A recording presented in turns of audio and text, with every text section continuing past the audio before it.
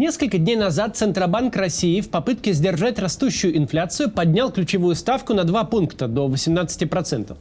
Эксперты в один голос утверждают, с одной стороны, у ЦБ особо не было выбора, других инструментов борьбы с инфляцией ему не завезли. С другой стороны, это еще мало подняли, возможен рост ставки и до 20, и до 22 даже процентов. А с третьей стороны, рост ключевой ставки все равно не поможет, сколько ее не поднимай. Сегодня поговорим обо всех этих попытках Центробанка и о том, почему они больше не получаются, почему именно сейчас инфляция в России выходит из-под контроля и чего все это сулит.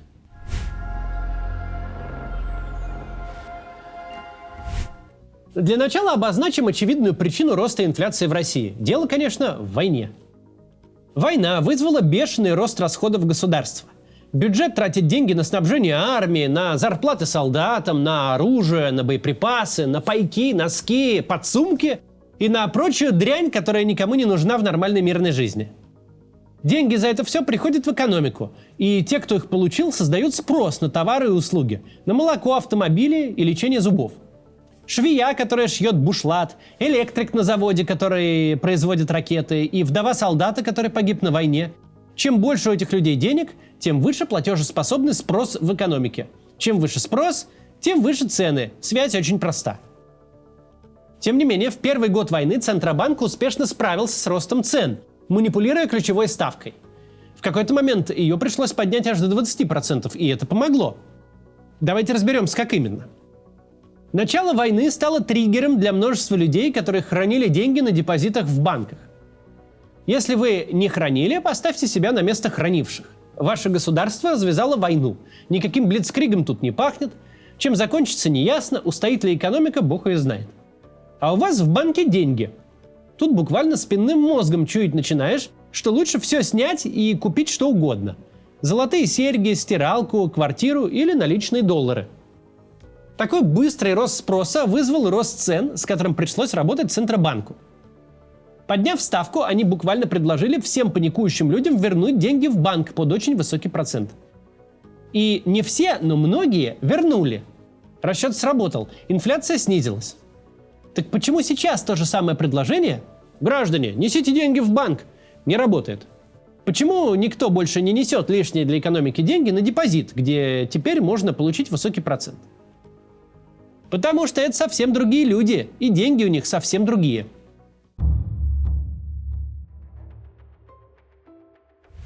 Сколько стоил первый месяц войны? Грубо говоря, он ничего не стоил.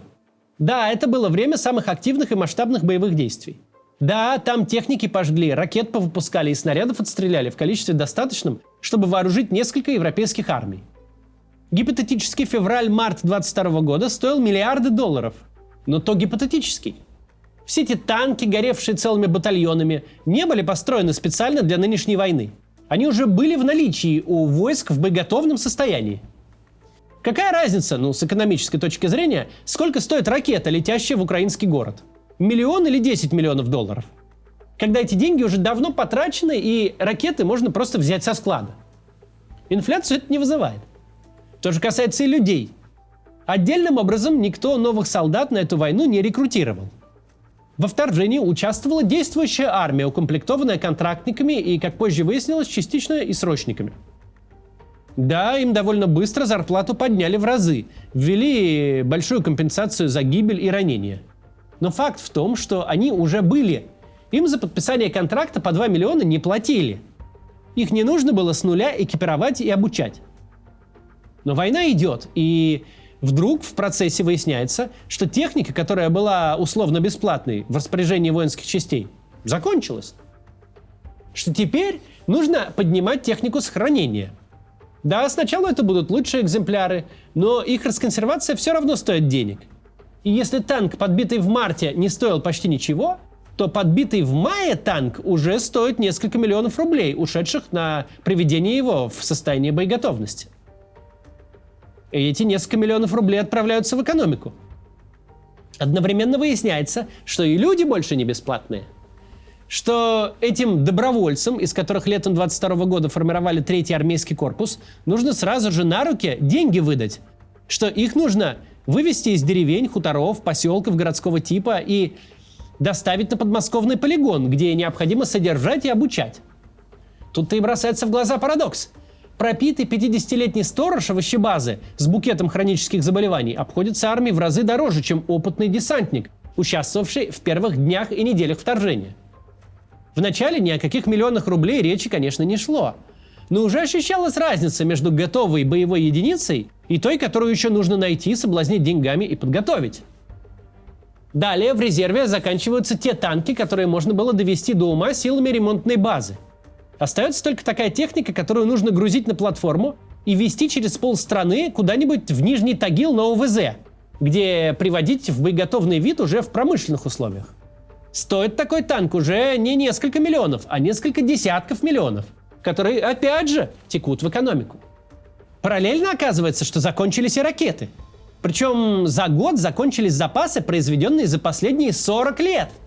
А теперь, чтобы успевать за темпом войны, нужно производить в разы больше. Нужно закупить много оборудования, достать в обход санкций кучу комплектующих, а главное – найти немало людей. Причем платить им смехотворные копейки, которыми раньше рассчитывались в российской оборонке, уже не получится.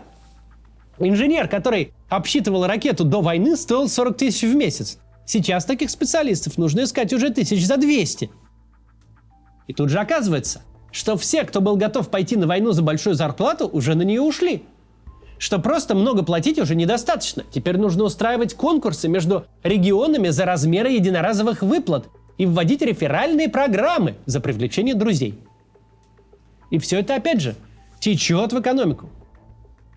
Теперь представим себе обычную фронтовую сцену. 24 февраля позапрошлого года солдат-контрактник с месячной зарплатой 1025 заряжает в гаубицу снаряд, который токарь вытачивал аж в 1989 году, еще за советские рубли. Токарь этот за премией вряд ли придет. А сейчас что? Сейчас снаряд этот выточил токарь с зарплатой в 100 и более тысяч на станке, ввезенном по тройной цене в обход санкций. А в гаубицу его заряжает доброволец, который еще до учебки не доехав, получил больше денег, чем до войны в армии мог получить лишь за несколько лет, то будучи генералом.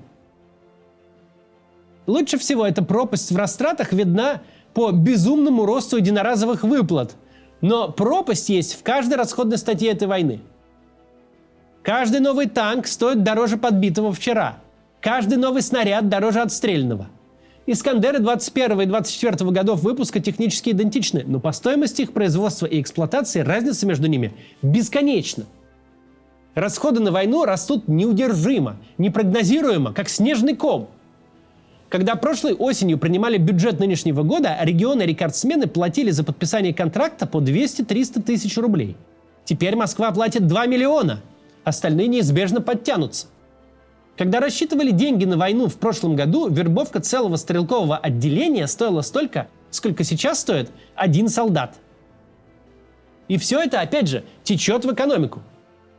Понимают ли экономические власти, что настолько интенсивное накачивание экономики лишними рублями ведет к всплеску инфляции?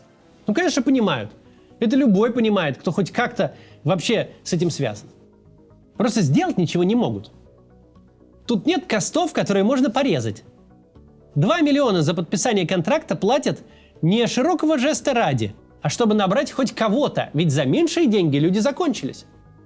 Из-за острейшего дефицита кадров зарплата у токаря сейчас, как у начальника небольшого цеха 3 года назад. И дешевле его труд не станет, только дороже. То же касается остальной экономики. Жизнь Аэрофлота не стала дороже на второй день после введения санкций. Но с течением времени запчастей остается все меньше, самолеты требуют все больше комплексных циклов обслуживания, а убытки Аэрофлота – это убытки государства, их покрывают бюджетными деньгами. Накопительный эффект проявляет себя во всем. Инженер Уралвагонзавода с 30-летним стажем будет какое-то время продолжать работать за привычные 50 тысяч рублей. Но совсем скоро это изменится. Скоро уже нельзя будет просто взять новых людей на большие деньги. Зарплату придется поднять всем, даже тем, кто давно работает. Ну потому что до всех дойдет. Они тут стали суперценным ресурсом. Они-то щелчком пальцев найдут себе работу, а вот завод на их место хрен кого найдет. Спираль расходов раскручивает сама себя. Бушлат, сшитый ивановской швеей с зарплатой 25 тысяч в месяц, и бушлат, сшитый швеей с зарплатой в 100 тысяч в месяц – это два разных бушлата. И это только половина проблемы. Ведь мужа этой швеи, которые приносят домой 100 тысяч, уже гораздо сложнее соблазнить идеей рискнуть башкой на фронте за 200. Теперь нужен бонус покрупнее. Любые действия Центробанка же носят чисто паллиативный характер. Да, кредит в экономике запретительно дорогой, но он таким стал не когда ставка дошла до 18%. Ведь под 14 тоже не факт, что можно брать кредит, даже если деньги вам нужны на строительство сверхприбыльной метамфетаминовой лаборатории. Деньги в сегодняшней российской экономике берутся не из банковского кредита. Они туда закачиваются бюджетом и будут закачиваться во все больших количествах. Наивно полагать, что люди, живущие от зарплаты до зарплаты, сидевшие в долгах и считавшие каждую копейку, изменят финансовое поведение в новых условиях. Что, получив 5-кратную зарплату на заводе, бонус за подписание контракта или выплату за погибшего родственника, такие люди понесут их прямиком в банк, хоть под какой процент. Они не на том уровне потребления, чтобы задумываться о долгосрочной перспективе. Они тут же пойдут улучшать свою жизнь, приобретут новую квартиру или сделают ремонт в старой, купят машину, одежду, технику, мебель, хорошую еду, поедут в отпуск и сделают зубы в частной клинике. Так уж устроена экономика этой войны, что огромные деньги потекли в те карманы, где раньше денег не было вообще. И нет такой дамбы, нет ставки такого размера, таких привлекательных депозитов, которые поток этот отгородят от реального сектора экономики. Живущая в аварийной общаге с 3 детьми женщина, получив похоронные за мужа, в ту же минуту пойдет покупать квартиру. Даже 100% сверху через год ей не нужны. Ей нужна квартира прямо сейчас, пока потолочная балка на детей не рухнула. Вы не заставите людей, которые все 20 лет нефтяного изобилия охотились за желтыми ценниками на гречку, отказаться от покупки настоящего мяса вместо бумажной колбасы на всю семью.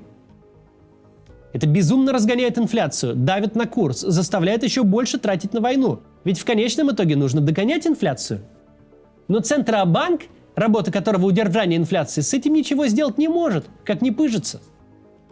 Не бывает такого в нормальной жизни, что бюджетная политика и монетарная у вас идут в разные стороны, и из этого происходит что-то хорошее.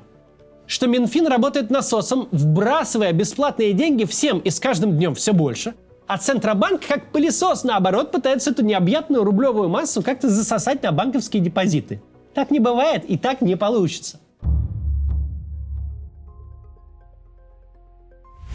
Нужно сказать, что для второго участника этой карусели, для Минфина, ситуация тоже совсем непростая. Центробанк уже достиг предела, его инструменты не работают. Минфин пока еще может что-то делать, чтобы выполнить главный приказ – обеспечить деньги на войну. По всем сусекам помели. Все копилки разбили. Собрали оброк дважды. Запасы в российской экономике иссякают. И все усилия Минфина имеющиеся проблемы только усугубляют. Разгоняют инфляцию и истощают ресурсы.